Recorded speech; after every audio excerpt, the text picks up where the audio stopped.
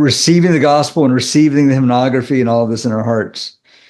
And it's sort of the way we receive prayers. If you go to at least some monasteries, one monastery I know of, and maybe some churches, sometimes the Tersagian prayer, other prayers that we do all the time are said very quickly. And the temptation is to think, well, they're just doing it too fast because my rational mind can't process it that fast. But the thing is, you already know it. If you're in church enough, let your heart receive it and let your heart pray it, you know. I think I may have joked about this once before, when you and I used to both be at St. George in Houston, and I was at the chanter stand. At one point, I started using the blue covered psalter to read the Orthros Psalms, and probably for Vespers too. I just found it more readable. I found it easier to say out loud the way the words were given there than the small red service book.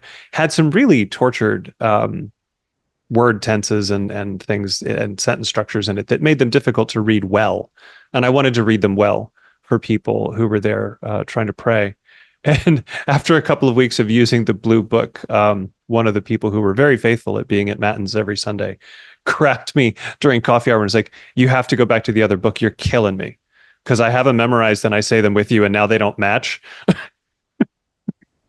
Well, and so I'm completely distracted. Instead of being, in the psalm with you, I'm completely distracted by the fact that what you're saying and what I'm saying aren't the same. That's true. I mean, we want to internalize these things, and the more we hear them, the more we internalize them. And then we internalize them and we come to church and we can pray along. But at the same time, there is a function when words are changed. And it happens quite a bit. I mean, I know in our archdiocese that we've retranslated some things. We've changed some words. Those are really not just changes. They're really, in some ways, I think we should see them as corrections and clarifications.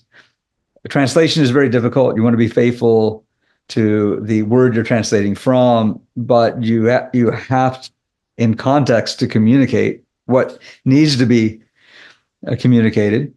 And we have an opportunity when those things change to focus, because we do tend to focus on something when we see a change. A good example is in the Creed. I mean, we say that Christ, the Son, is begotten, not made. And then some translations later say, and was made man. And that translation has been changed to, and became man. I mean, the truth is, what we mean is, as God, he has no beginning.